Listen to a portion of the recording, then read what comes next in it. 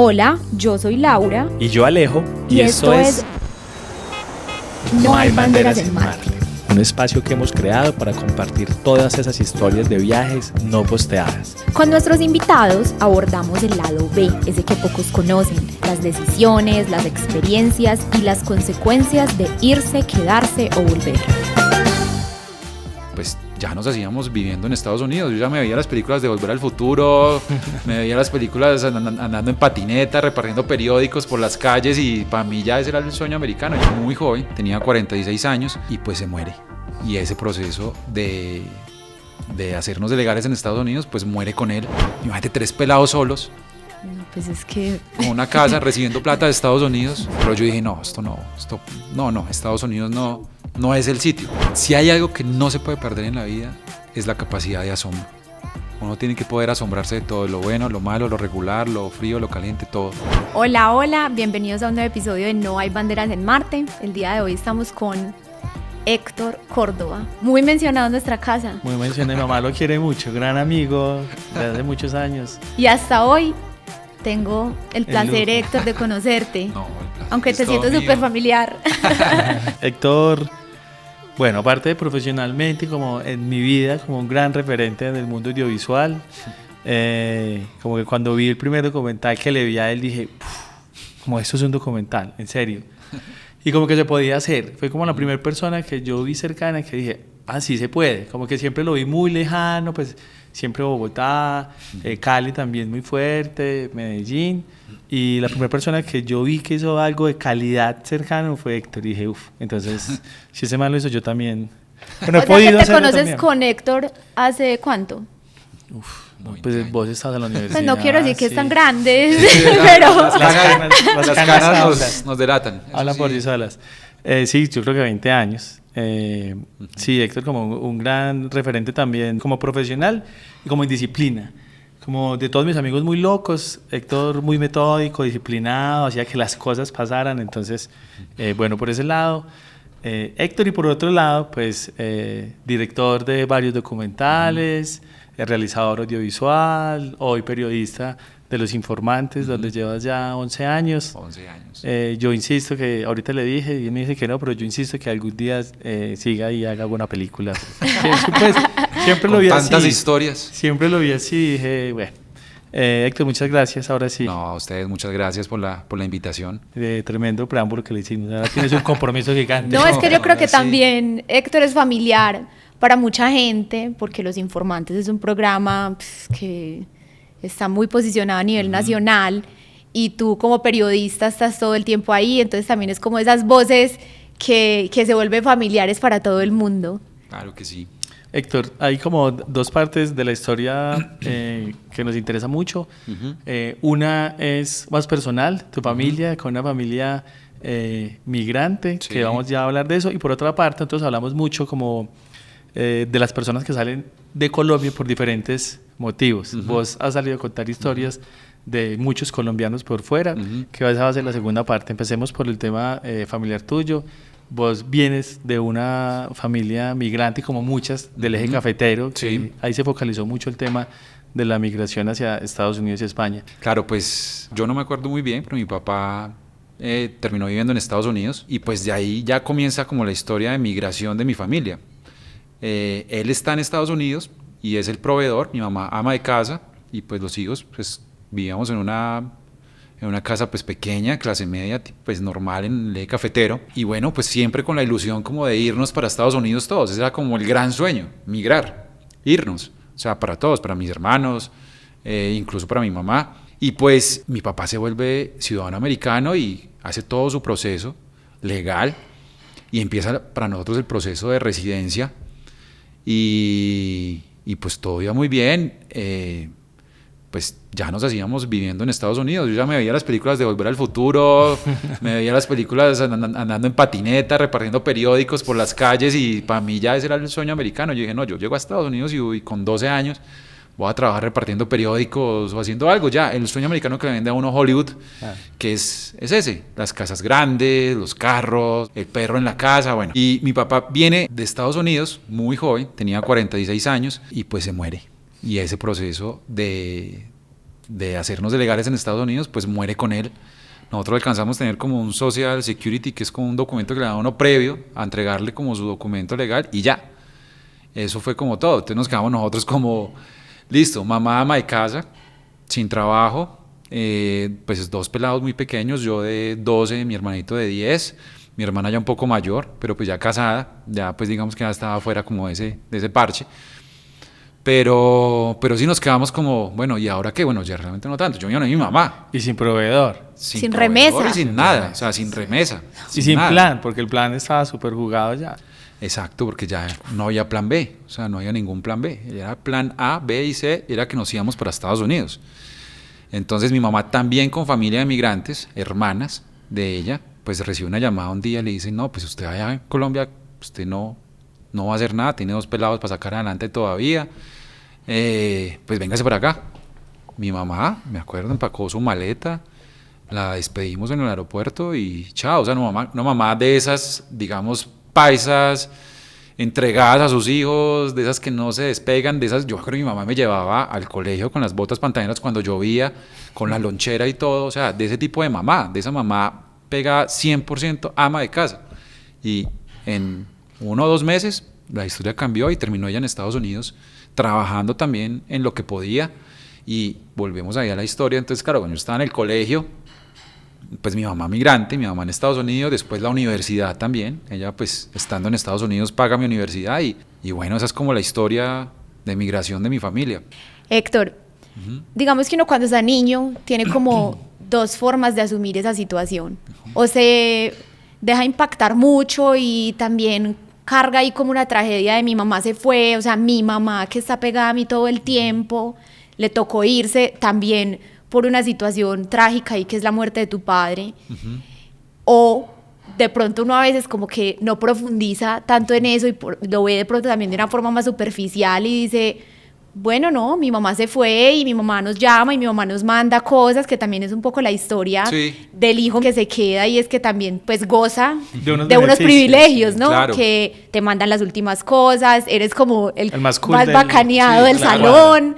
¿Cómo lo asumiste tú en ese momento de los 12, 13 años? Pues al comienzo fue como, listo, se murió mi papá, muy joven, 46 años. Fue como que primero pues nadie lo esperaba, entonces fue como que pues un golpe muy, muy, muy duro.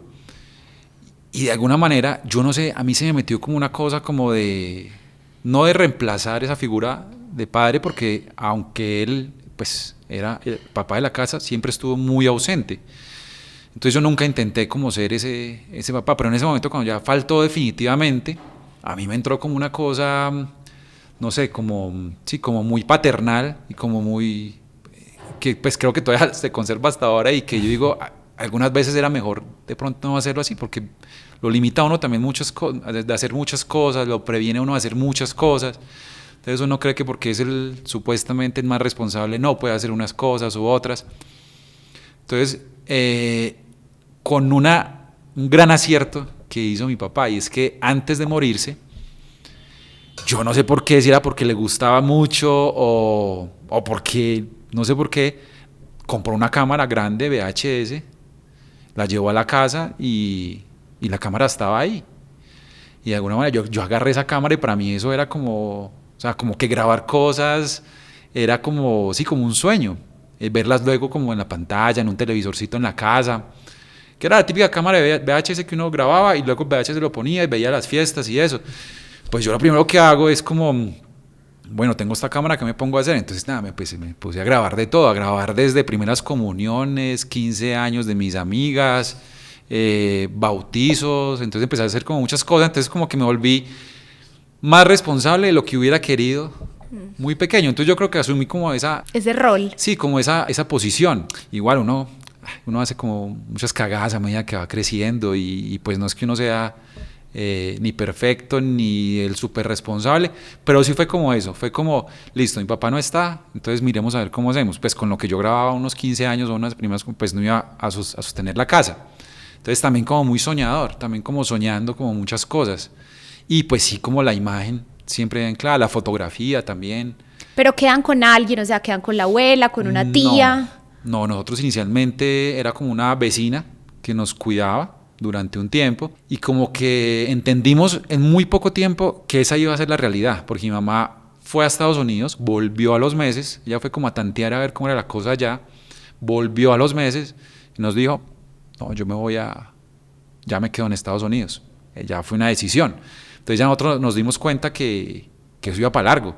Entonces como iba para largo, entonces ya como que nosotros dijimos, bueno, mi hermano y yo, y un primo que vivía con nosotros, que es como un hermano también, entonces éramos 3. Y los 3 decidimos, no, bueno, pues vamos para adelante los 3 con esta vida que nos tocó, pero sin lamentos, pues seguro con muchas lágrimas y con mucho dolor, pues por la ida de mi mamá para Estados Unidos, pero también como con la fortaleza de decir, bueno, estamos los 3, estamos juntos, vamos para adelante. Había alguien que nos cocinaba, había alguien que estaba con nosotros, ya cambió un poco el tema ya, pues con mi mamá en Estados Unidos, pues claro, ella mandaba ya la remesa. Y sí, uno de alguna manera del barrio se vuelve también como que el que recibe cierto ingreso, el que recibe la cajita con la ropa nueva cada 6 meses o cada año. Entonces los videojuegos, sí, uno como que sí tiene ciertos beneficios, pero pues yo creo que eso nunca compensa y nunca va a compensar la falta de un ser querido y mucho menos de la mamá. Porque fueron muchos años, fueron más de una década de mi mamá en Estados Unidos. Ya con el tiempo nosotros empezamos a viajar cada año, entonces pasábamos las navidades en Estados Unidos. Ese era como nuestro proyecto, entonces vivíamos en Colombia, pero cada año íbamos 1 o 2 meses a Estados Unidos a pasar Navidad, casi siempre. Nos parece muy interesante esa parte de tu historia, porque resulta que la migración tiene varios actores ahí como implicados y nosotros muchas veces tenemos el contacto con el que se va, que si habláramos con tu mamá, pues seguramente ella tiene una versión de la historia y de pronto es el decir, bueno, me voy, pero dejo unos adolescentes solos, con el miedo también, pues del desconocimiento, de la incertidumbre, qué va a pasar, pelados muy jóvenes, de pronto no lo suficientemente conscientes ni responsables, las drogas, la fiesta, todo lo que puede empezar a suceder. En Colombia en los 90s también.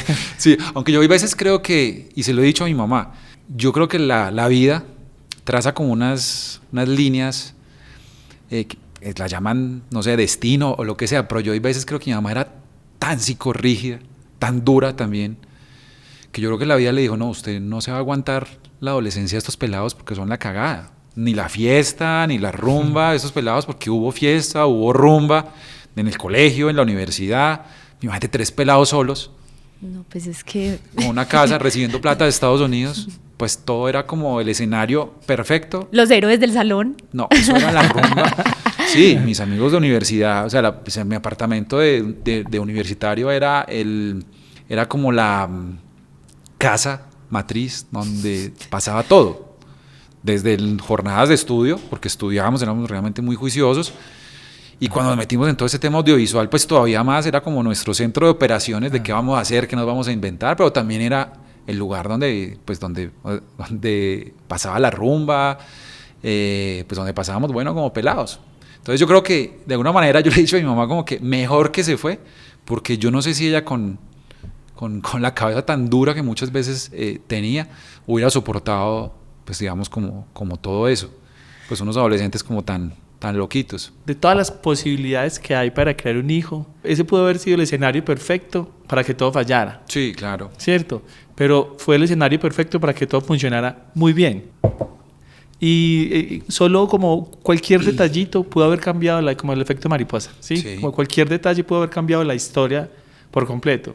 Sí, desde la muerte de tu papá hasta una mala decisión, un mal amigo, una mala novia, la caída de tu mamá de pronto muy psicorrígida, con 3 adolescentes muy creativos en la casa.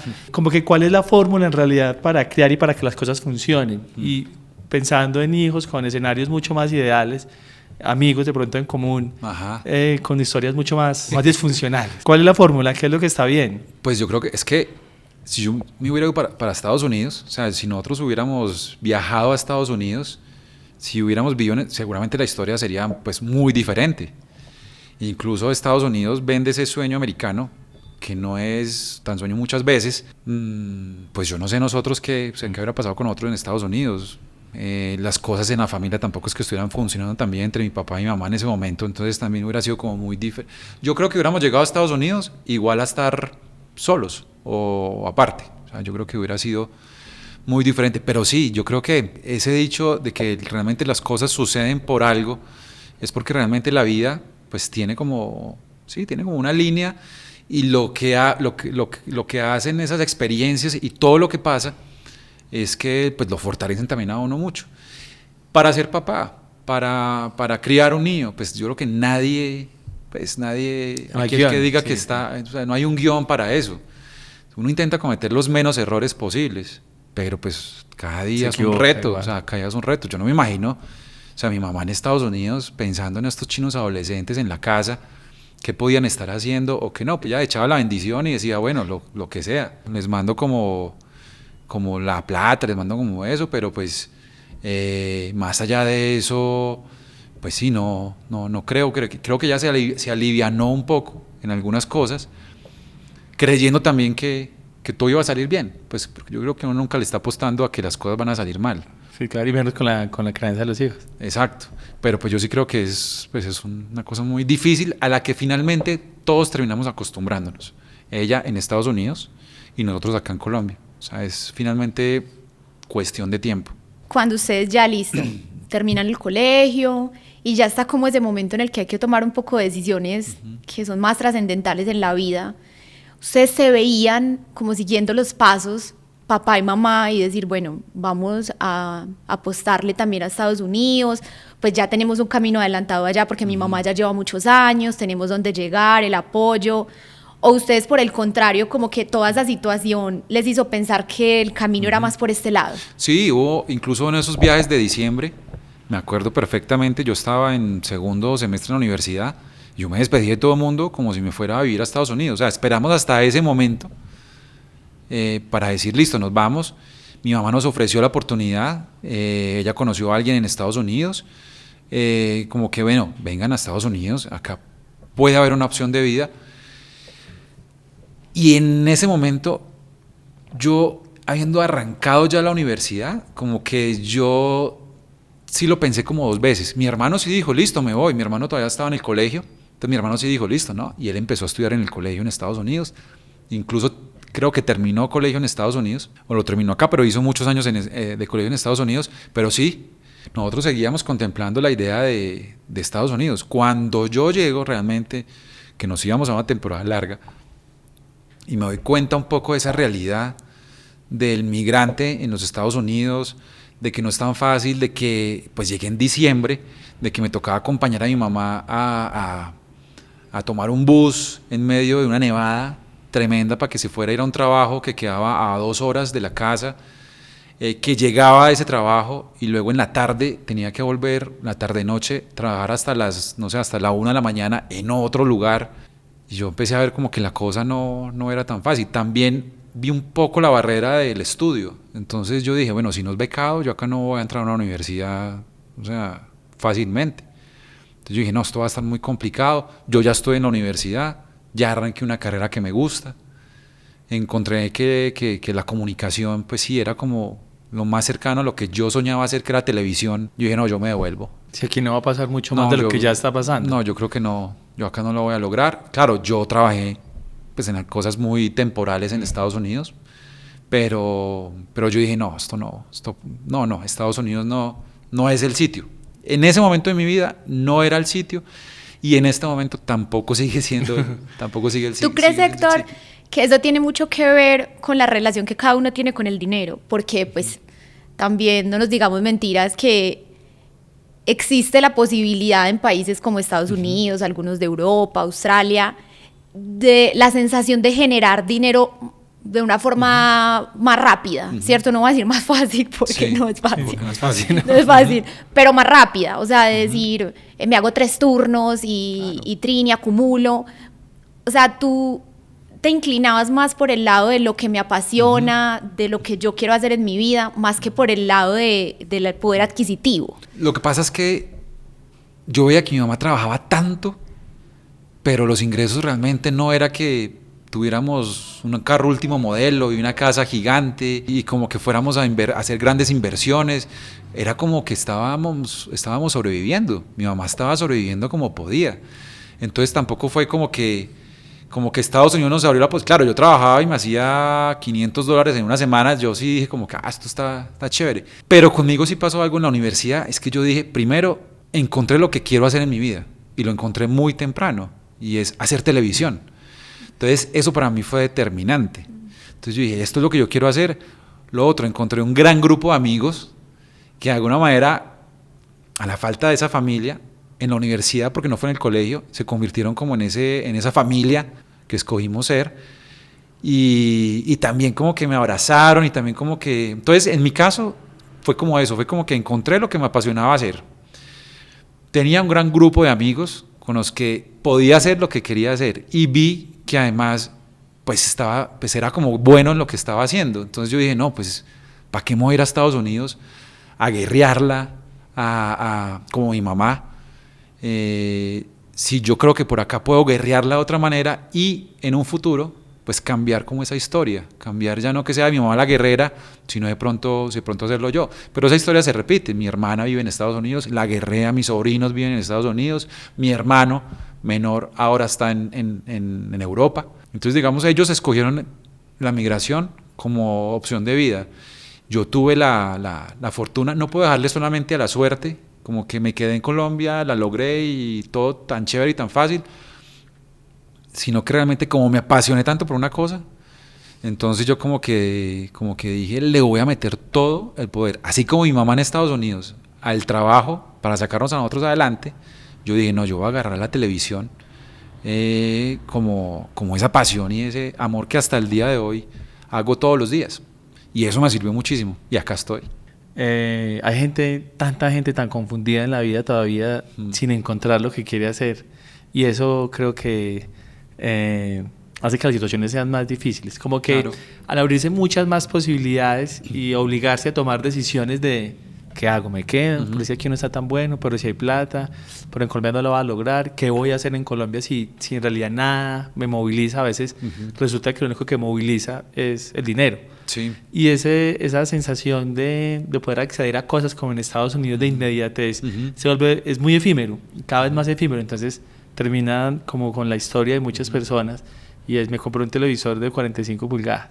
Como con la tarjeta de crédito, dentro de 20 días, con el cheque que me llega, me puedo comprar uno de 60, pues me compro el de 60. Y mañana el último play, y luego los tenis más bacanos, y luego la otra camiseta, y terminan en un loop de vida, como satisfaciendo como emociones a corto plazo, también que son, como insisto, muy efímeras.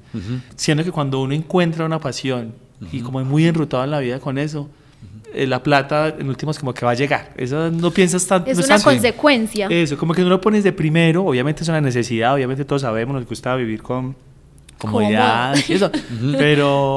pero como que pones primero eso y la plata está ahí, pero la prioridad es esto. Claro. Y creo que eso cambia la historia mucho. Sí, pues es que miren cómo es la vida, por lo menos lo que me pasó a mí. Yo nunca esperé que mi papá se muriera a los 46 años. Y nunca esperé tampoco que mi mamá se fuera para Estados Unidos a ver cómo la lograba. O sea, eso nunca pasó. Pero tampoco nunca pensé que mi papá me iba a dejar una cámara de video y eso iba a convertir y a transformar mi vida en lo que pues yo digo que es hoy. Entonces, la migración primero, yo sí estoy convencido que no es nada fácil. Yo creo que el que migra y el que se va, ustedes que saben lo que es eso, dejar la casa, dejar sus raíces, los amigos, dejar esa, pues digamos que todo eso que tiene uno como afianzado en la vida, dejarlo e irse, no es fácil. Y hay gente que la logra, y hay gente que le va muy bien, y hay gente que consigue trabajo. A mí alguien me dijo una vez, y es que yo me voy para Estados Unidos de dos maneras. Una, si tengo todos los papeles y estoy completamente legal, o si me voy a trabajar en lo que a mí me gusta en Estados Unidos. Esa sería una manera, que sería lo ideal. O la segunda, si definitivamente en Colombia yo no tengo ninguna otra opción diferente, es decir, estoy en la mala, no consigo trabajo, no tengo opciones de nada, y yo no les puedo negar que yo siempre he tenido mi pasaporte en un lugar, digamos, muy, muy seguro, en un lugar muy cercano también a mí, y en muchos momentos yo pensé en que ese pasaporte iba a ser una opción, podía ser una opción, pero cada que yo pensaba en que en que tenía una visa para Estados Unidos o en que podía irme para otro lado, también pensaba en que acá tenía muchas cosas que podía hacer y que podía seguir haciendo para seguir creciendo. Entonces, esa visa que siempre ha estado en ese pasaporte se vuelve como un plan B, como una opción. ¿Qué tal si la televisión no se acaba o no funciona? ¿Qué tal si el proyecto en el que estoy ahora, en el programa en el que estoy ahora, pues simplemente un día se acaba?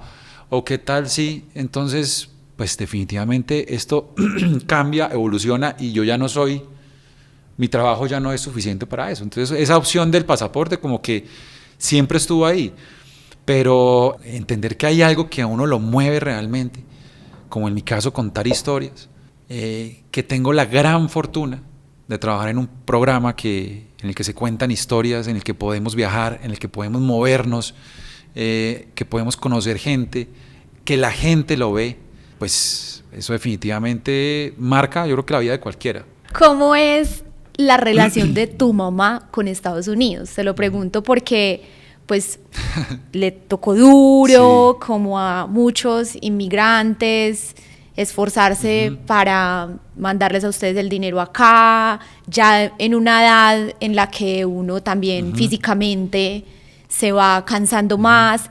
¿Cómo es la relación de ella hoy con Estados Unidos? ¿Le encanta o por el contrario ya? Yo creo que mi mamá se liberó por completo cuando llegó a Estados Unidos. Ama de casa, absolutamente dependiente de la remesa de mi papá. Llega a Estados Unidos y empieza a ganar su dinero, empieza a darse cuenta que ella, además de cuidar a sus hijos, lo puede hacer a la distancia, pero también los puede proveer. Entonces yo creo que para ella fue una liberación completa estar en Estados Unidos.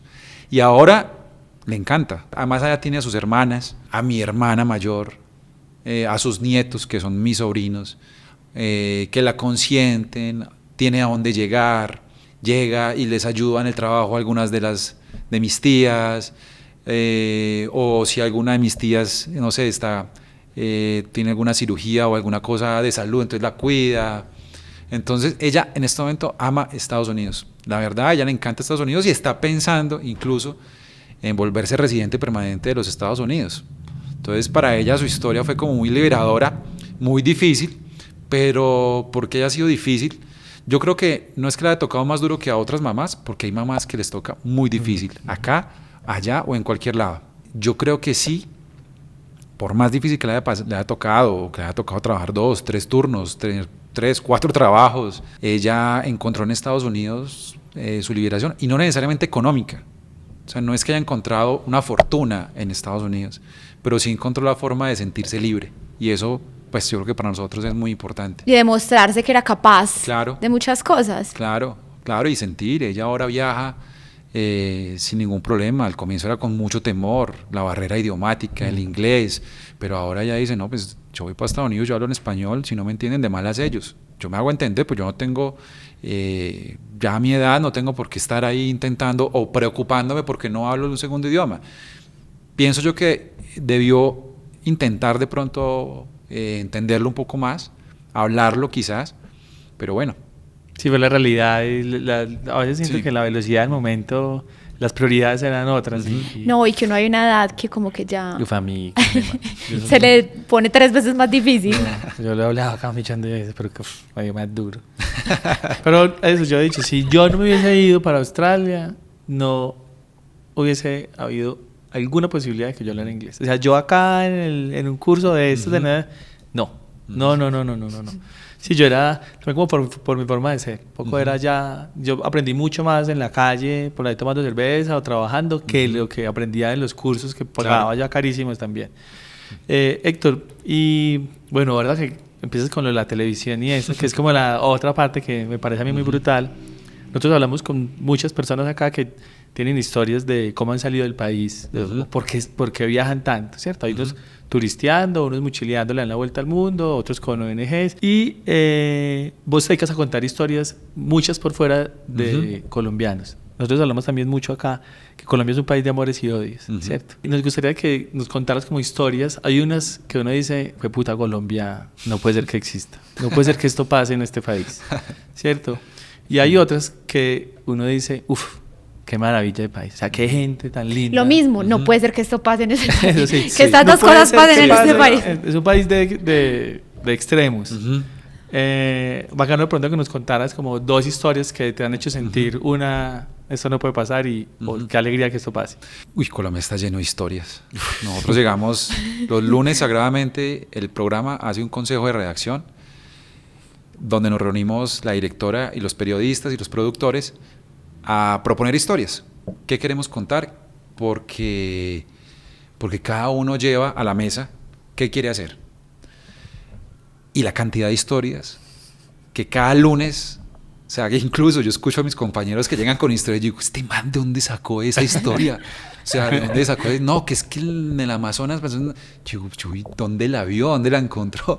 Entonces es increíble, o sea, la cantidad de historias en Colombia y de colombianos por fuera, o sea, son impresionantes. Yo tengo dos historias, de las muchas que he tenido la fortuna de hacer, que tienen un lugar muy especial, pues para mí como profesional y como persona. Una, hay una joven que se llama Wilneida, ella pesaba 240 kilos y vivía en un lugar que realmente describe perfectamente a Macondo, pero que además inspiró mucho a Gao, y es un pueblo que se llama Sucre Sucre. Sucre Sucre es un pueblo arriba en La Mojana, más arriba de Magangué, por todo la Ciénaga, que cuando nosotros llegamos estaba completamente inundado el pueblo. Ella con 240 kilos, una obesidad mórbida, no me pregunten cómo llegó a vivir a 3 horas en chalupa de donde nosotros llegamos allá. Entonces, esa historia, digamos que es, pues no sé, a mí primero por llegar hasta allá, nuestra intención era conocer su historia.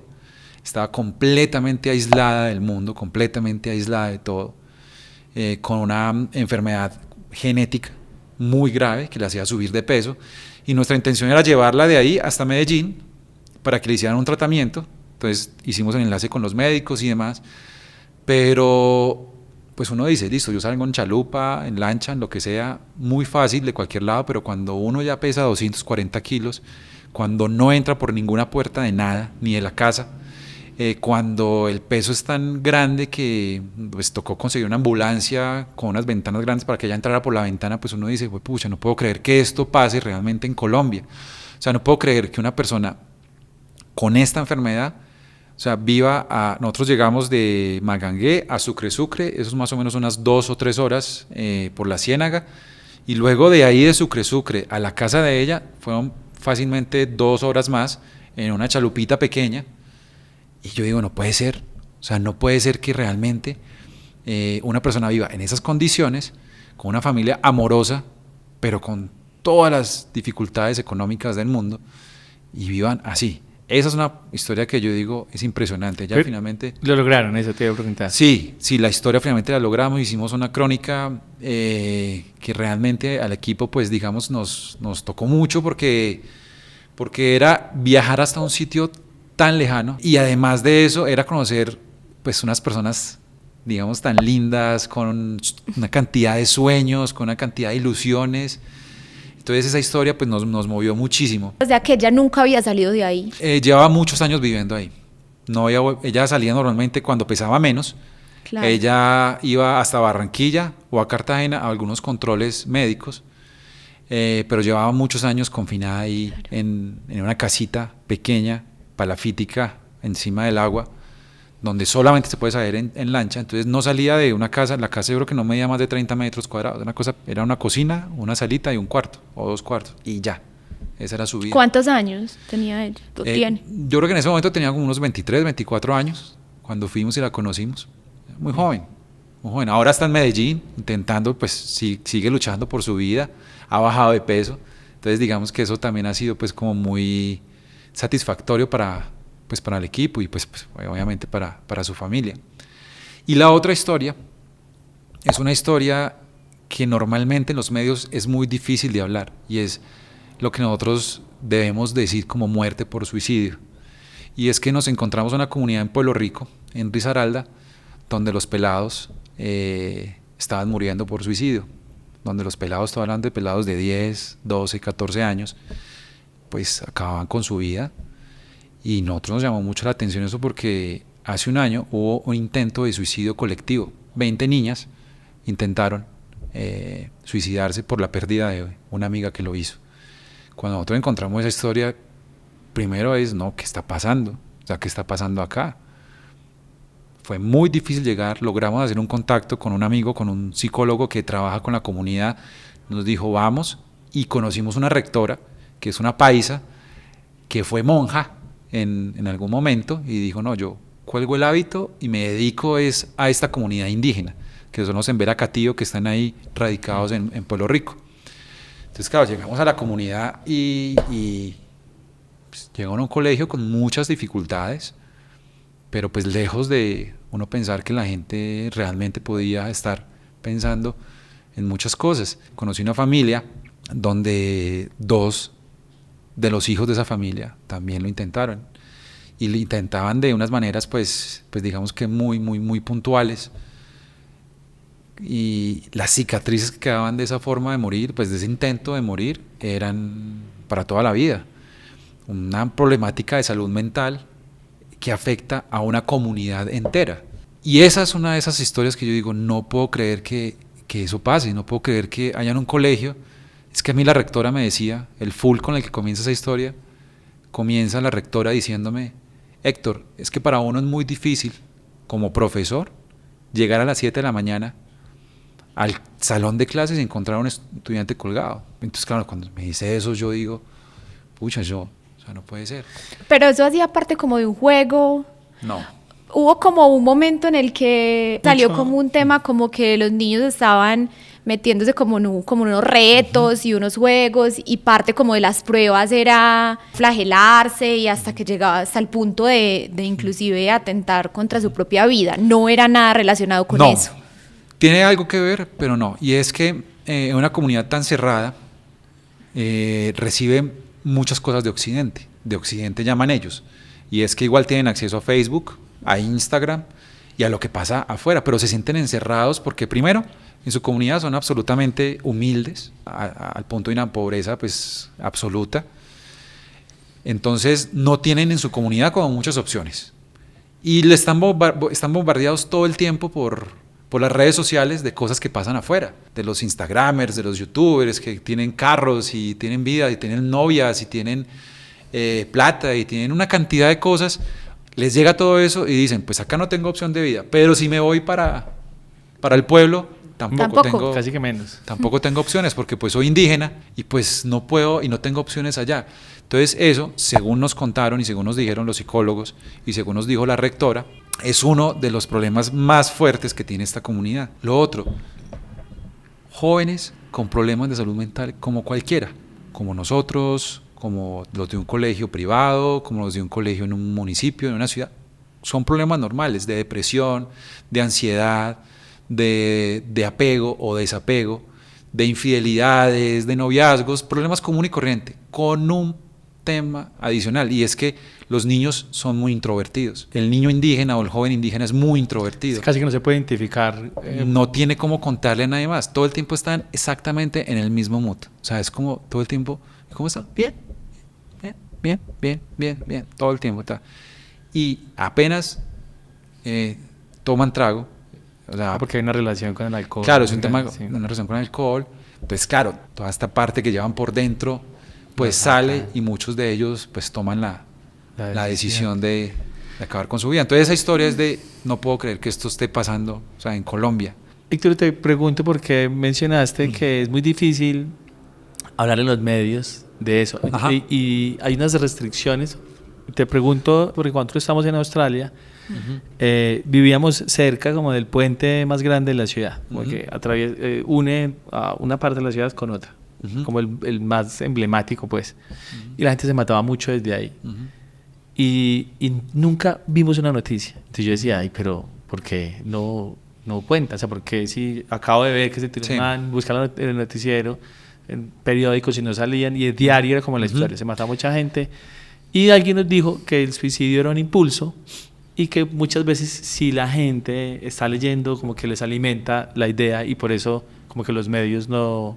Exacto. Digamos que la OMS es muy clara y lo que nosotros, digamos, nos han dicho como periodistas es que cuando hay temas que tienen que ver con el suicidio, si usted lo está pensando hacer y usted ve una historia que tiene que ver con eso y es una historia que no está bien tratada, usted puede sentir como que, bueno, pues si este lo hizo, pues yo también lo hago. Entonces, claro, es de alguna manera que en los medios, o puede ser los medios escritos, o las redes sociales, o la televisión, al presentar una historia sobre suicidio, pues digamos que puede generar que alguien que lo esté pensando, pues se vea motivado o desmotivado, depende del tratamiento. Entonces la OMS incluso tiene como una especie de decálogo de cómo hablar sobre el suicidio en medios de comunicación. Entonces uno lo lee y uno dice, listo, hay ciertas cosas que se pueden decir, otras cosas que no se pueden decir. Particularmente en el programa hemos sido, digamos, muy juiciosos en hablar con la gente que habla de estos temas, los términos, cómo se hablan, cómo se expresan.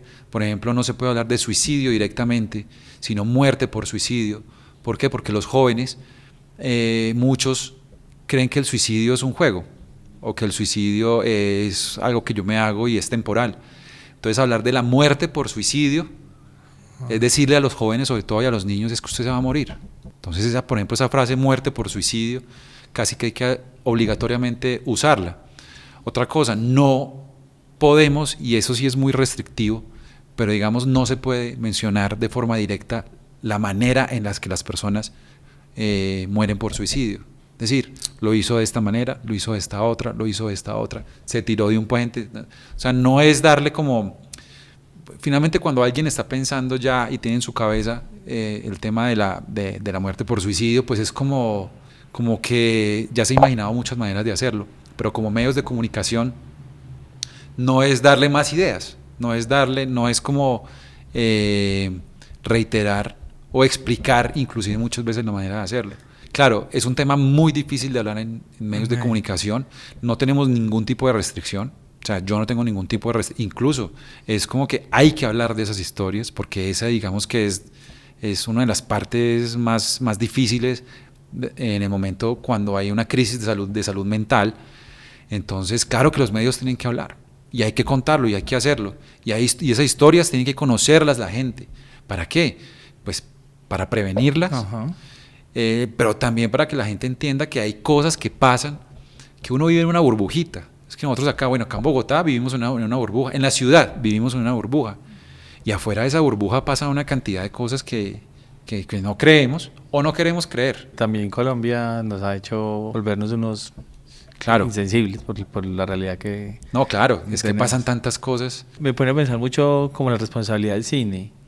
Claro, como que los medios... Ay, no, el cine. El cine pues, en realidad hace mucho daño. Pues, claro, pienso en cómo nos contaron, por ejemplo, los Volver gringos, al futuro. Los gringos, esa versión. También, pues, yo que soy más conspiranoico, posguerra fría, también contando la mejor versión de ellos, ¿cierto? Y nos convencieron a muchos, y cuando fuimos creciendo nos fuimos dando cuenta que la vida pues no era tan bacana, o acceder a eso para nosotros era casi que imposible, y se empiezan a chocar con esa realidad y a decir, pero no, eso como que no es para mí. Que también, como lo decías ahorita, de cierta forma lo que le pasa a los niños de Pueblo Rico. Y las responsabilidades, porque ellos sí lo cuentan muy crudamente, pues se cuentan todo muy crudamente. Y también hay una responsabilidad ahí, pero pues esa línea, ¿quién controla eso? ¿Quién regula eso? No, es muy complejo, difícil. exactamente. No, es muy difícil. Y sobre todo internacional, hoy la globalización, para lo que un país puede ser muy grave y para otro puede ser algo muy, muy banal. Sí, digamos que hay muchas maneras de contar historias y pues el cine y la ficción es una. Pero pues cuando uno está trabajando en este oficio que es hacer periodismo, pues lo que uno quiere hacer principalmente es informar y es llevarle a la gente pues una realidad que está ahí, y ojalá uno poder llegar a esa realidad y sentirla también. O sea, estos pelados tenían además de esos problemas unos temas de transporte y de movilización pues, muy difíciles. O sea, hay dos jeeps adaptados que los llevan de un lado a otro, donde los pelados se suben en el techo del jeep. Yo me subí en el techo del jeep. No es hacer el periodista protagonista o no dárselas uno de protagonista, pero sí tiene uno que sentir eso intentar saber a qué huele, sentir el frío o el calor, pues para uno también poder contarlo, pues también un poco transmitir lo que la gente vive. Entonces yo creo que de esas maneras de contar historias, el cine ha hecho su parte, nos ha contado historias grandiosas, otras que no lo son tanto, pero cuando uno habla del tema periodístico, uno tiene que intentar, pues primero, ser lo más responsable con la información, ser muy disciplinado. Yo creo que también el tema del periodismo necesita de mucha disciplina. ¿Disciplina para qué? Primero para entender cuáles son las historias que se deben contar. Lo otro, disciplinado para que las fuentes con las que uno realmente hable sean las adecuadas. Con esa frecuencia que lo hacen me parece súper complejo. Sí, pero somos un equipo grande y... ¿Cuántas personas? Pues somos más de 20 personas, somos equipos de periodista-productor, somos como duplas, entonces somos 8 periodistas, contando historias cada 8 días. Eso es lo que me dice Alejo, cada que le digo, ay, mira esto cómo se ve de lindo. Claro, es que no soy yo solo. Es lindo, yo claro, hay 4 manes detrás pendiente de todo. Yo estoy aquí hablando y viendo esa cámara, creo que la memoria no le va, bueno, cualquier cosa se dice. Héctor, en esos días nosotros nos planteábamos, Alejo y yo, una cuestión, y era si creíamos que el viajar tanto fomentaba la capacidad de asombro o por el contrario la disminuía. Y en tu caso, que has casi que dedicado tu vida a contar historias en un país como Colombia, que pasan cosas tan extrañas, a veces tan inverosímiles. ¿Tú crees que el estar ahí todo el tiempo metido en eso hace que a ti se te desarrolle más la sensibilidad o que por el contrario, ya como los médicos que a veces, eso no duele y van y le ponen a uno y se quiere uno morir? Sin anestesia. Uy, no, yo creo que si hay algo que no se puede perder en la vida es la capacidad de asombro. Uno tiene que poder asombrarse de todo, lo bueno, lo malo, lo regular, lo frío, lo caliente, todo. Y lo otro es que yo no me imagino trabajando 100% en una oficina. O sea, para mí la calle, viajar, y creo que no solamente para mí, para el equipo de trabajo. O sea, la calle nos da años de vida. O sea, estar viajando todo el tiempo y conociendo a la gente, yo creo que nos da muchísimos años de vida. Pero sí es cierto que se necesita cierta sensibilidad para llegar, para entrarle a la gente. Nosotros primero lo que hacemos es que agradecemos, siempre agradecemos que nos permitan llegar a sus casas y que nos permitan contar sus historias. ¿Por qué? Porque muchas veces a uno quizás se le puede meter esta falsa idea del gran programa, del periodista grande o de la importancia o del personaje famoso o famosa, y pues llego y todo el mundo me tiene que atender y recibir, pero la verdad es que no es así. La verdad es que nosotros agradecemos mucho que nos permitan contar las historias de las personas. O sea, una familia que le permita a uno ir a su casa, ver cómo a un pelado le quitan vendajes todo el día, que llora del dolor, y todo eso enfrente de una cámara, enfrente de uno, o personas como Wilneida, que le permiten a uno llegar, no importa lo lejos que sea, a verla sentada durante horas en su casa porque no tiene otra opción de vida. O sea, para nosotros es realmente un lujo poder llegar a donde estas personas y que nos reciban. Y la mayoría de las veces nos reciben con mucho cariño. Hacer televisión es complejo y toma tiempo. Hacer este montaje toma tiempo, ¿cierto? O sea, poner las luces, las cámaras, viajar, cuadrar citas, todo toma tiempo. Pero lo más importante es esa conexión que hay entre periodista y personaje. Entonces, viajar, yo creo que, o sea, viajar le da a uno muchísimas más cosas de las que les quita. Entonces, viajar aumenta la sensibilidad, viajar aumenta la capacidad de asombro, viajar lo hace a uno crecer profesionalmente, pero también como persona, llegar a sitios a donde realmente es muy difícil, llegar a un lugar, por ejemplo, a ver el cóndor de los Andes, que puede sonar muy fácil porque está en el escudo y entonces el cóndor está, pero resulta que hay 150 cóndores volando en toda Colombia, no hay nada más, están a esto de extinguirse, y que nosotros lleguemos a un lugar en Santander a 20 horas de acá y nos metamos en la montaña, y cuando salimos de la montaña lo primero que uno ve son 2 cóndores volando por encima de uno dice, uy, pucha, esto... Qué privilegio. Sí, claro, esto Esto la gente tiene que conocerlo y uno tiene que asombrarse de eso. Si tú llegas a ver al cóndor de los Andes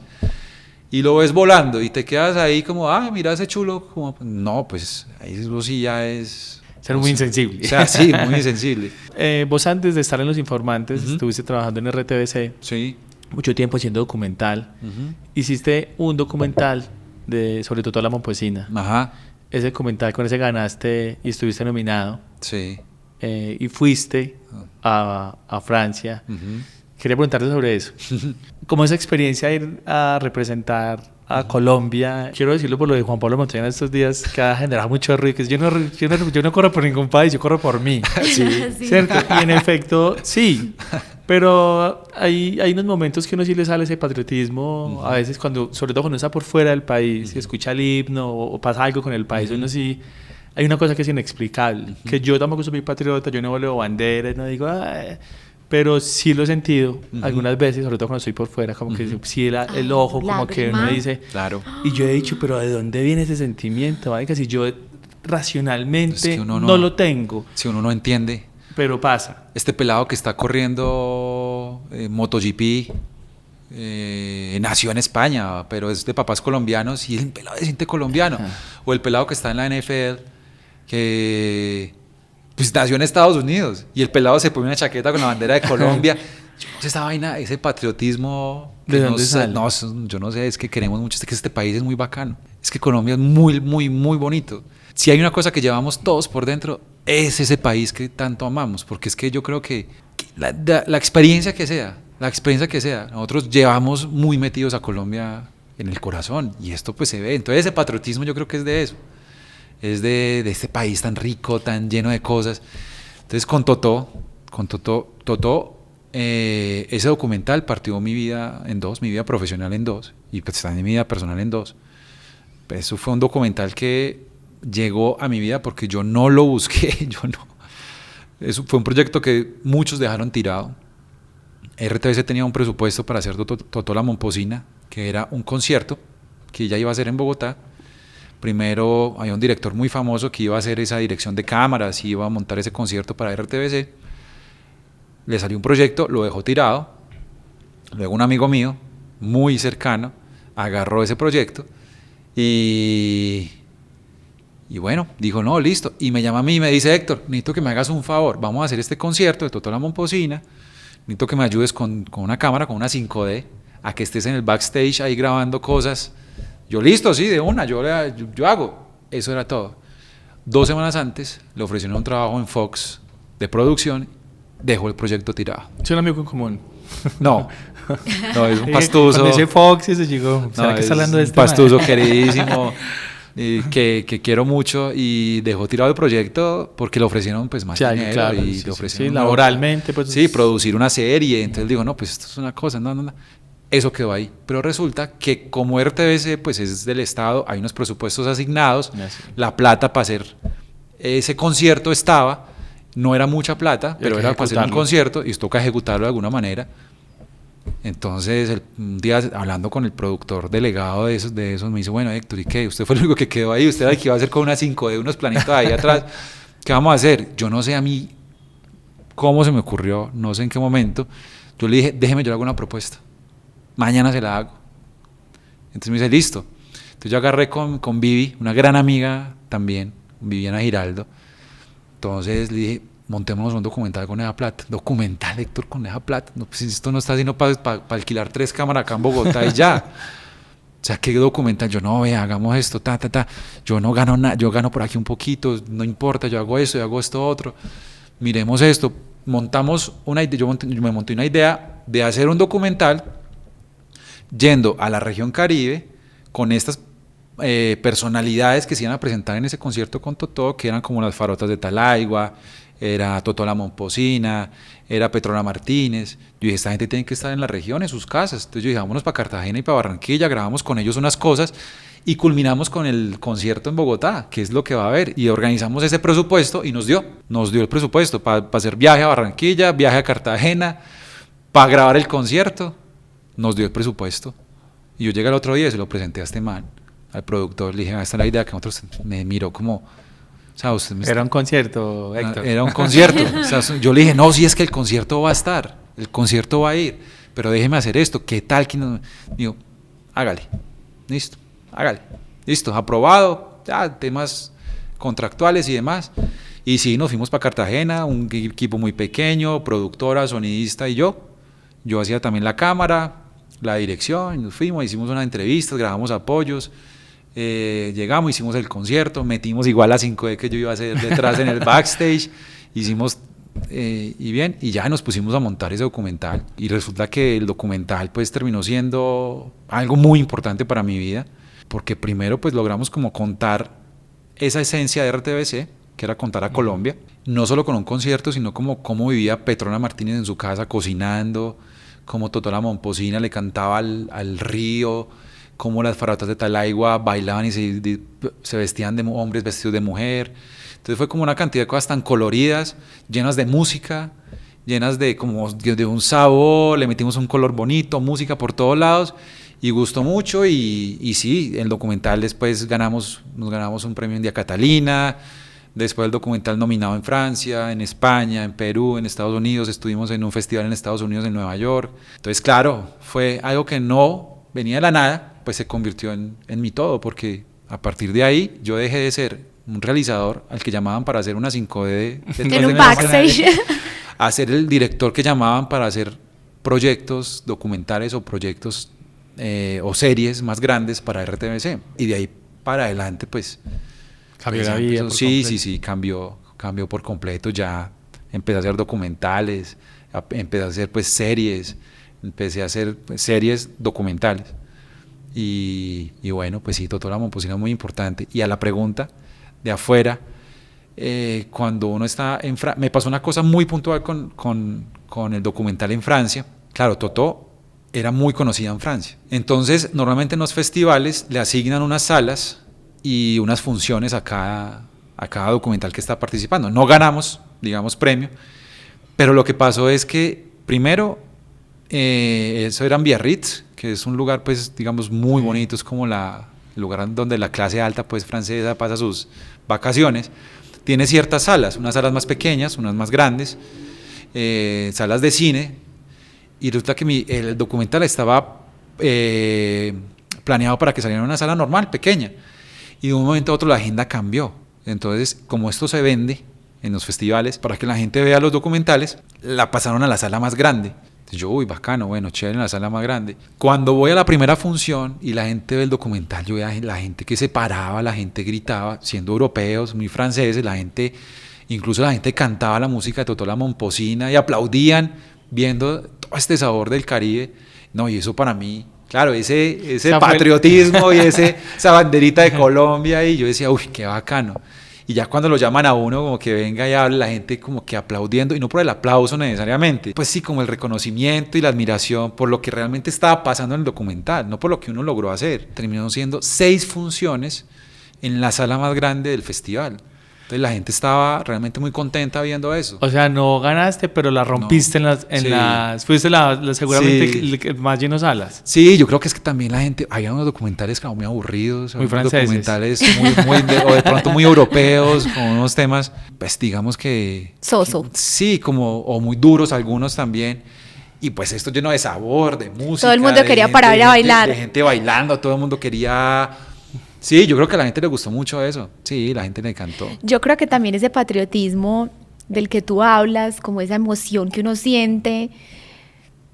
A ver, hablar de esto es muy difícil en comparación con otros países porque uno no sabe cómo lo vivirán las personas de otros lados. Yo no sé si los franceses cuando ganarán algo, pues es muy difícil decir si se emocionan más o menos que nosotros, pero yo siento que como uno sabe que acá hay una historia difícil, que hay tanta gente que se esfuerza tanto por lograr las cosas, o sea, hay como un esfuerzo, por ejemplo, cuando uno ve los Paralímpicos, yo digo, o sea, esto es una cosa que esta gente viene de unos rincones del país donde muchas veces ni siquiera hay agua, donde no tienen a veces ni siquiera las 3 comidas del día, y tener la fuerza para decir voy a prepararme para ir a representar un país en medio de toda la adversidad, pues yo creo que eso como que multiplica la sensación. Yo tengo unas, Sí, claro. unas analogías muy abstractas y voy a lanzar otra de esas. Y es, ¿sabes que a veces con los hijos,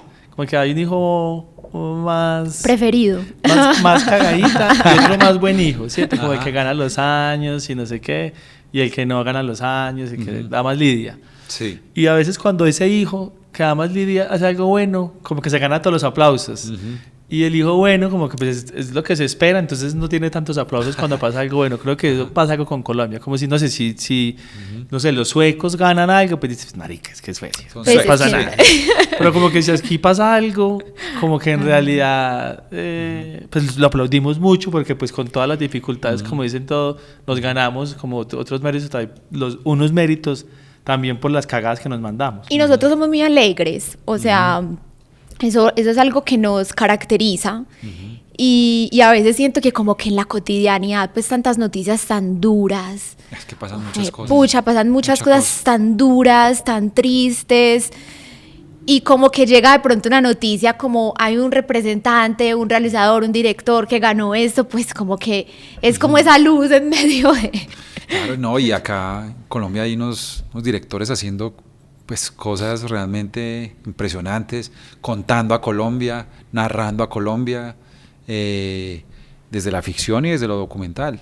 Es que claro, yo estoy en este momento, digamos, por mi trabajo y por la decisión que tomé de ser periodista y de contar historias desde un programa de televisión periodístico, pero detrás o detrás no, a la par hay una cantidad de gente haciendo otra cantidad de cosas desde la ficción y desde el documental que se ven afuera y que claro, cuando van a Cannes, por ejemplo, con un documental o cuando van a Cannes con una película, pues es un orgullo.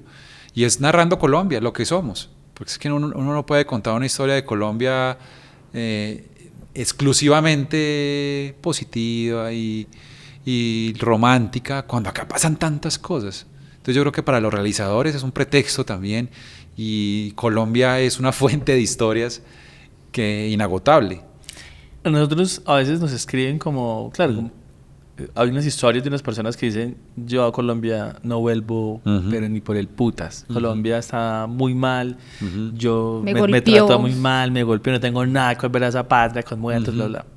Y por el contrario, otra gente que dice, yo me devolví, fue la mejor decisión del mundo, amo Colombia. Es lo que genera Colombia. Colombia genera precisamente eso, unos amores intensísimos y también mucha gente con mucha razón, unos desencuentros muy grandes con este país. Claro. Por las O otros que historias. decimos, como yo, no me voy. Exactamente. O sea, porque pues también hay muchas opciones. Y pues yo sí decidí, aún con muchas opciones de irme, pues decidí quedarme. Claro, digamos que laboralmente estoy en el mejor sitio en el que se puede hacer periodismo en televisión. Entonces digamos que eso profesionalmente para mí es muy importante y muy gratificante. Pues además también, pues acá está mi familia. Y lo otro que yo pienso mucho es que la cantidad de historias que hay en Colombia, o sea, yo no las encuentro, es que no se encuentra en otro lado. Es que es muy difícil, es que Colombia está llena de historias. Para donde uno pegue hay historias, la gente es increíble, gente que la está rompiendo, gente que la está luchando en el deporte. Esos deportistas que uno llega al gimnasio donde entrenan y uno dice, ¿Cómo hace? o sea, este man se acaba de ganar una medalla olímpica entrenando en este polvero. No puedo creerlo. No, Tenía todo en contra y, pues y lo logró. Gente que se llena de un valor y gente que se llena de una fuerza. Hay una cosa que yo siempre he dicho con los personajes que nosotros regularmente hacemos en el programa, y es que son personajes que tienen unas ganas de salir adelante, unas ganas de romperla. O sea, con una fuerza que uno no entiende dónde la sacan. O sea, gente con enfermedades durísimas o deportistas que viven en los lugares más humildes de Colombia, pero con unas ganas de Comerse el mundo. Sí, de comerse el mundo. Y uno dice, uy, ojalá uno se contagiara un poquito de eso para hacerlo también. Porque es que es eso, es una constante. Si entrevistamos, o sea, no importa si es un médico que dejó de ser médico para hacer una maestría en microbiología y limpiar un lago con microalgas. Es una cosa así, fuertísima. Sí. O es un tipo que se encargó de mejorar genéticamente la papa, que son cosas completamente diferentes, pero la pasión con la que esa gente habla de lo que hacen es impresionante, impresionante. Héctor, tú lo has mencionado y es que has sido muy afortunado también, te lo has ganado, pero la vida también te ha dado la posibilidad de estar hoy en televisión desde hace mucho tiempo ya, Sí. muchos años, y eso pues también es una ventana, como una puerta también que se abre a muchas cosas. Y a veces pues quienes estamos del otro lado, ¿cierto? Viendo en la pantalla, pues vemos la parte muy bonita de trabajar ahí, de lo que hacen, de lo que tú cuentas, viajar, tener la posibilidad de acceder a tantas historias, de conocer tanta gente, pero eso también tiene unas dificultades. O sea, cuando hablamos, por ejemplo, de cazar historias como la de Sucre Sucre, pues llegar ahí para un equipo de tantas personas representa unas complejidades importantes. A veces te sientes cansado físicamente, o sea, yo lo digo porque viajar con equipos es otra historia, o sea, una cosa es ir a turistear con el vestido de baño en la maleta y chao, pero Y con una gran viajar con la responsabilidad, con la investigación. Uno cree que entre más años tiene uno, pues claro, uno gana más experiencia, pero uno cree que hay como un manual para abordar las historias o para llegar a un sitio o para hablarle a alguien, y no, realmente no hay manuales. Hay ciertas lógicas de producción que hay que respetar, lógicas de producción que un canal grande exige, pero lógicas de producción que también hay que seguir. Entonces, normalmente nosotros cuando vamos a hacer viajes intentamos no contar una sola historia, sino que buscamos en la región o al lugar donde vamos 2 o 3 historias para contar, para que en temas de producción pues sea mucho más viable práctico, sea sí. muchísimo más viable. Pero una vez uno se pone el chip de periodista y el chip de que voy a contar historias y el chip de que voy a este lugar, con toda la ansiedad que eso genera, el temor, yo digo, si uno no va como con ese miedito adentro, si uno no va como con ese... es que pueden salir muchas cosas mal, desde el clima. Eso, en un país como este que Exacto. el clima es tan A impredecible. veces la investigación, cuando prenden cámaras y luces, la gente no resulta contando las historias como... Si alguien la ha tenido dura en este país es Max Enríquez. Sí, ese sí la tiene. Muy triste. El ideal en Colombia realmente la Ay, tiene no muy puedo. difícil, porque vivimos en el trópico. Todo puede pasar. No, no. Y eso para el mundo audiovisual Es complejiza tenaz. Es muy difícil. mucho todo. O por ejemplo, ir a buscar un pájaro que solamente aparece una vez al mes y que uno en una tarde tenga que grabarlo, porque pues es la historia. Me fui hasta el último rincón del Huila, en pleno macizo colombiano, a buscar un pájaro, y pues tiene uno que ser muy de buenas para verlo y grabarlo, si no, pues toca mostrarlo en fotos. Pero son muchas condiciones, pero yo creo que uno, a medida que pasa el tiempo y agarra un poquito de experiencia, pues uno también va haciendo que esas cosas que pueden pasar, pues se vayan reduciendo. Entonces, por ejemplo, en el tema del clima, pues es pensar siempre en cómo hacer algunas cosas en interior, o aprovechar que si está lloviendo o haciendo mucho sol, eso se vuelva parte de la narrativa. Si está lloviendo, pues contar que está lloviendo y hacer la entrevista lloviendo, o sea, con la protección, o sea, bajo un techo, bajo sombrillas, lo que sea. Hemos hecho planos de gente pues, caminando con sombrillas, pues está lloviendo, o sea, eso hace parte de la realidad. Si estamos en el lugar más húmedo de Colombia, pues seguramente va a llover. Es posible que haya, sí. Si está haciendo un calor del berraco y estamos sudando y estamos juagados de sudor, pues decir que estamos a 40 grados de temperatura. Temas técnicos, pasan muchas cosas técnicas, entonces un micrófono que se daña, una luz que se va, un ruidito, el viento. El ruido, o sea, son muchas cosas. Pero yo creo que lo que uno hace, y pues también es, primero yo tengo un gran equipo de trabajo, entonces trabajo de la mano de un productor que la tiene muy clara, que tiene mucha cancha, entonces siempre tiene plan B, C o D para las cosas. Entonces como que todo el tiempo está resolviendo. Esto se trata de resolver en el día a día, o sea, resolver al instante. Entonces no funciona. Hay veces uno como que se mete en la cabeza, se mete en la cabeza que quiero hacer algo. Entonces, por ejemplo, no, yo quiero esta entrevista, hacerla y que se vea el pico del nevado atrás. No sé, una cosa así. Pero resulta que ese día nublado está nublado y no se ve ni el nevado ni se ve nada. pues hay que hacerlo así y contarlo y decirlo. Entonces, mira, problemas en producción, o más que problemas, dificultades, yo creo que todo el tiempo, desde el mismo viaje, desde la organización previa al viaje, desde la llegada, de que el personaje, como dices, no hable como, o vea una cámara y se para y queda y Se bloquea. no dice nada, o se bloquea. Entonces uno dice, bueno, ¿y ahora cómo hago? Hay una cosa que es muy importante y es, sobre todo con los personajes, la empatía.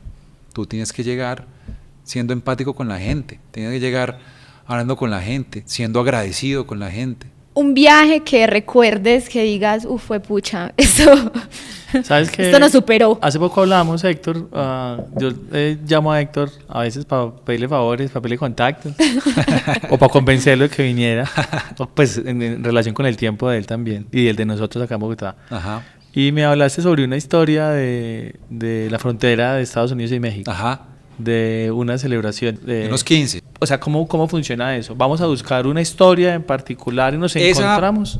Esa puntualmente sí. Nosotros íbamos a Los Ángeles a hacer otro cuento muy diferente. Y esa historia como que, bueno, vamos a la frontera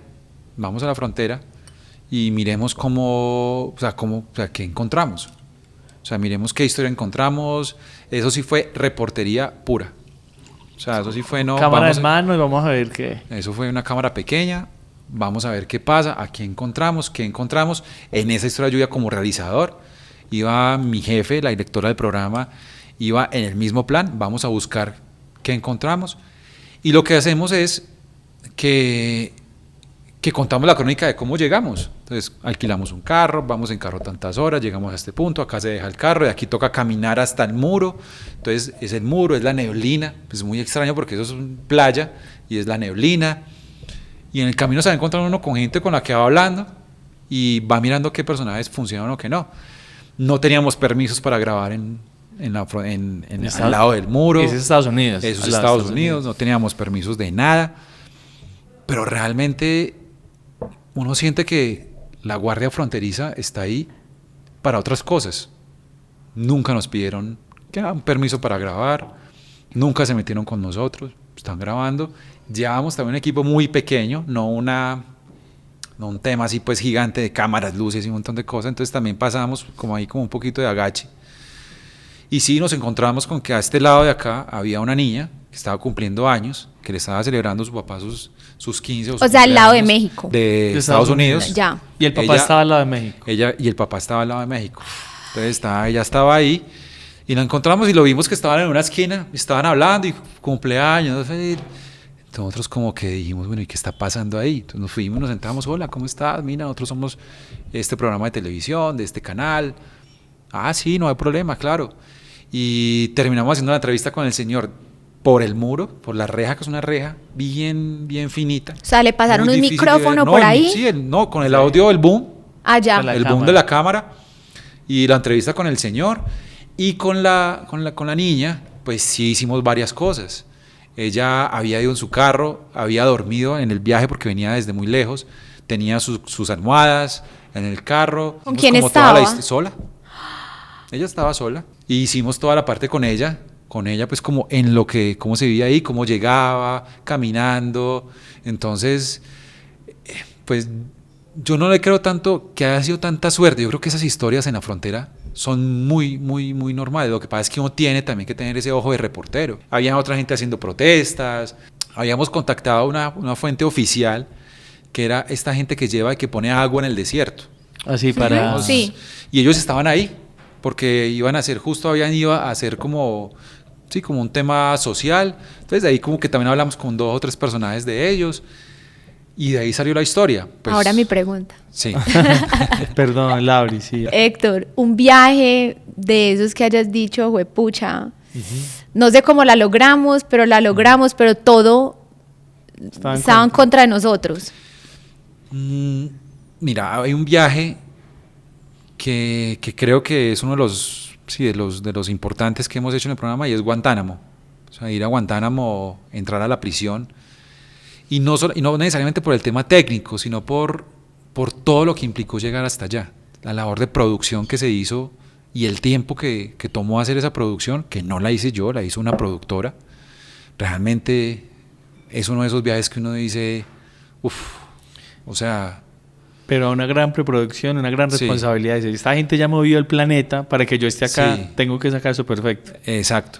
Entonces, pero yo creo que es como le pasa, o como le debe pasar a cualquier profesional, y es, vamos a hacer bien el trabajo que sé hacer.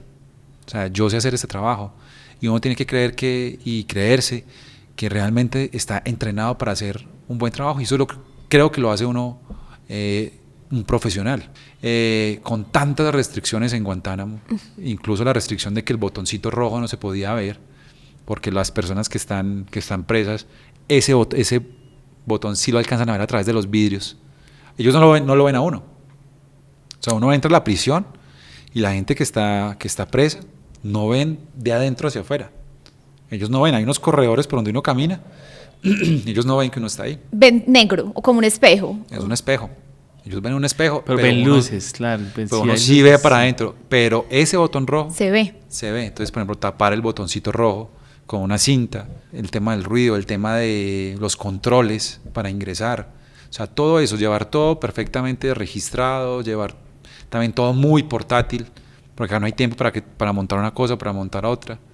Entonces, por ejemplo, yo creo que ese viaje en temas de producción, por lo menos de los que yo he hecho, ha sido de esos complejos, pero que finalmente se logra no mostrar. Por ejemplo, había una restricción muy fuerte de no mostrar los rostros de los militares, y pues tú en una base militar llena de soldados, que la gente que te está hablando es un militar todo el tiempo mochando cabeza, entonces también tiene que ser muy hábil para encontrar la manera de que una mano cuente, de que una boca solamente grabada acá cuente, además que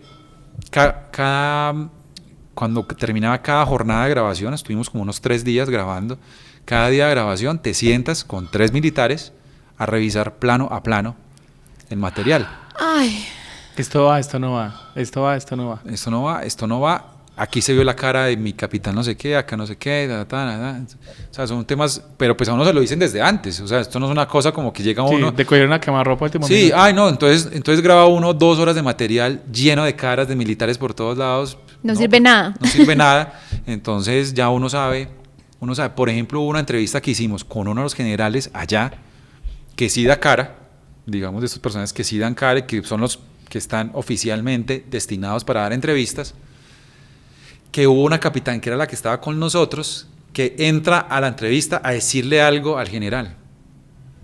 Y entonces, y eso fue en mitad de entrevista, en un solo clip. Entonces teníamos la entrevista de un general, donde se ve una persona que no se puede ver, que ellos dicen, no confío en que usted le va a poner blur o que le va a quitar, entonces toca eliminarlo. Bueno, ese plano, tocó meterlo a un programa de edición, meter ese clip en el programa de edición, editarlo, ahí mismo, delante de ellos, cortar a la capitán, sacarla, volver a pegar el clip y sacar el clip nuevamente. Héctor, no, pues nos podemos quedar aquí preguntando. No, siempre. También, pues muy chistoso lo que voy a decir, pero pues las historias están en Los Informantes. De muchas de estas, si quieren ir a verlas y no las han visto, los que están por fuera, pues no sé si por internet montan ustedes las historias. Sí. Entonces ahí están. Simplemente también era contar quién estaba detrás de muchas de las historias de Los Informantes. Agradecerte, Héctor, pues acá nos una mañana. No, muchas gracias a ustedes por contar estas historias que muchas veces uno no cree que tenga tantas cosas para contar, pero cuando le empiezan una pregunta uno dice, bueno, sí, realmente hay mucho cuento que echar. Y pues nada, muchas gracias también por lo que están haciendo, porque sé que hay mucha gente que necesita escuchar, no a mí, sino esas historias de la gente que está por fuera, o de la gente que está acá, de la gente que la está guerreando allá y acá. Entonces yo creo que es un espacio que ustedes han logrado muy, muy importante para ellos. Gracias, Héctor. Nosotros intentamos mucho como también intentar recoger varias versiones de la colombianidad. Cuando uno está por fuera también se distorsionan mucho y de gente que está contando Colombia constantemente, pues nos parecía muy importante como la versión tuya que tienes de este país, entonces, y también con una historia de migración que transversalizó tu vida, entonces... Pero es que es muy difícil uno en Colombia no tener un conocido que sea que haya migrado. Sí, un tío, indiscutiblemente. una tía. Héctor, gracias, No, un placer para mí conocerte, escucharte. Creo que nos podríamos quedar horas, pues has dedicado prácticamente tu vida a contar historias. Qué trabajo el que has hecho tan increíble. El equipo es muy juicioso y uno ve, y muy apasionado. Yo creo que ahí nadie está por estar, no. O sea, mis compañeros, o sea, uno los ve contando esas historias con esa pasión, viajando, van a Tumaco, van a un lado, van a otro, se meten a la selva, van al Darién. O sea, la verdad es que es un trabajo, primero, que estoy absolutamente seguro que no lo gozamos. O sea, no lo gozamos ahí. Se te nota. Sí, sí, es que nos lo gozamos mucho. Es que la oficina de nosotros está en la calle, está en el monte, está en la montaña, conociendo gente, escuchando a la gente, sus dolores, sus felicidades, ¿no? Es que es muy chévere. Cada 15 días uno está en un cuento diferente, imagínense eso. 11 años, imagínense la cantidad de cuentos en las que uno está. Eso es una fortuna realmente. Sí, una fortuna, literalmente. Y eso es una fortuna y para uno como periodista y sobre todo para uno como contador de historias, encontrar ese espacio donde hacerlo, pues también es... Con tanto eco, con tanta audiencia también que tiene. Bueno, pues es que son millones de personas que ven el programa. Ajá. Y hay gente que critica y hay gente que dice, pero también hay gente que Valora. que le gusta también que le echen ese cuento, que un domingo en la noche uno se pueda sentar a escuchar la historia de un profesor que hace una cosa excepcional. No sé, un profesor que logra llevar un colegio en el Huila a ser el mejor colegio del mundo. O sea, eso es una cosa... Sí, que... Y a la gente le gusta eso, a la gente le gusta el domingo, como para acabar del fin de semana, ver una historia positiva, ver una historia que inspiradora. Y eso en parte es lo que nosotros hacemos, que las historias no necesariamente sean negativas, sino que también tengan ese componente inspirador. Y eso hicimos hoy, aquí con tu historia. Porque a mí personalmente me inspira mucho ver cuando la gente es tan apasionada con algo, tan comprometida y como con esas ganas de hacerlo tan bien. Entonces admiro mucho eso, me inspira mucho. Espero que la gente que nos haya escuchado, nos haya visto, también se haya conectado, Héctor, con tu historia. Muy agradecidos. A ustedes también, siempre gracias por acompañarnos en este camino. Ya saben que nos encuentran como @nohaybanderas en Marte en todas las plataformas, que por ahí estamos contando siempre cositas, y cada 8 días un nuevo invitado, invitada, una nueva historia. Chao, gracias.